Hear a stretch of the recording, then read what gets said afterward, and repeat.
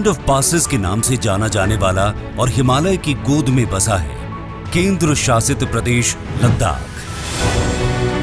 विराट संभावनाओं वाला लद्दाख पिछली सरकारों के भेदभाव के चलते विकास की दौड़ में कहीं पीछे छूट गया था। 2014 के बाद से ही प्रधानमंत्री नरेंद्र मोदी के नेतृत्व में इस क्षेत्र की ओर विशेष ध्यान देते हुए जम्मू और कश्मीर राज्य के समग्र विकास के लिए 80,068 करोड़ की लागत से 63 परियोजनाओं वाले प्रधानमंत्री विकास पैकेज 2015 की घोषणा की। इन 63 परियोजनाओं में से 21,441 करोड़ की 9 परियोजनाएं विशेष रूप से लद्दाख के लिए थी। इतने प्रयासों के बावजूद ये क्षेत्र विकास की राह में अभी भी पिछड़ रहा था।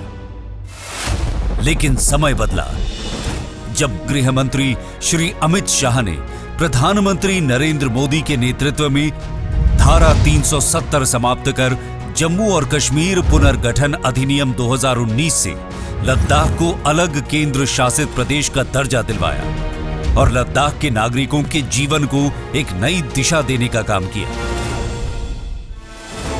लद्दाख के चौतरफा विकास की रफ्तार में और भी तेजी लाने के लिए केंद्र सरकार ने बजट एलोकेशन में बढ़ोतरी करते हुए लद्दाख को प्रतिवर्ष 5,958 करोड़ रुपए मुहैया कराए गए हैं। लद्दाख के सभी रास्तों को आपस में जोड़ते हुए राजमार्ग, सड़कें और हेलीपैड का निर्माण किया गया है, जिससे टूरिज्म की अपार संभावनाएं बढ़ी हैं, जिससे आज रोजगार के नए साधन उपलब्ध हो रहे हैं। टूरिज्म को विशेष रूप से विकसित करते हुए 10 नए टूरिस्ट सर्किटों और पर्यटकों के साथ पर्वतारोहियों के लिए 5 नए ट्रैकिंग रूट को खोला गया है।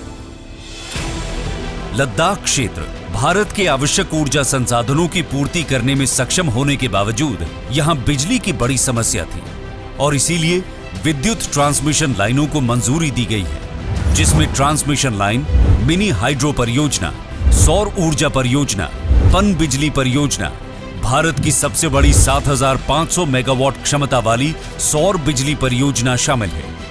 स्मार्ट क्लासरूम स्थापित होने से स्कूलों की कायापलट हुई है। इसके अलावा लद्दाख वासियों की विश्वविद्यालय की वर्षों पुरानी मांग को भी पूरा करते हुए केंद्रीय विश्वविद्यालय की स्थापना को भी मंजूरी दी गई है। इससे लद्दाख के शैक्षणिक ढांचे को मजबूती मिलेगी। लद्दाख के लोगों की स्वास्थ्य की चिंता करते हुए स्वास्थ्य के क्षेत्र में नए कीर्तिमान रचे हैं, जिसमें कारगिल और लेह में न सिर्फ नए अस्पतालों का निर्माण हुआ, बल्कि बाल चिकित्सा आईसीयू, वयस्क आईसीयू वार्ड, ऑक्सीजन युक्त बिस्तरों की सुविधा भी उपलब्ध कराई गई है।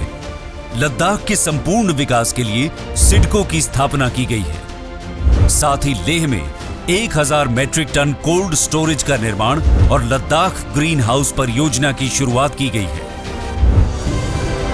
गृह मंत्री श्री अमित शाह ने ऐतिहासिक पहल करते हुए लद्दाख क्षेत्र के लिए पहले विंटर ग्रेड डीजल बिक्री केंद्र का शुभारंभ किया, जिससे अत्यंत ठंड के मौसम में लोगों की समस्याओं का समाधान हुआ है।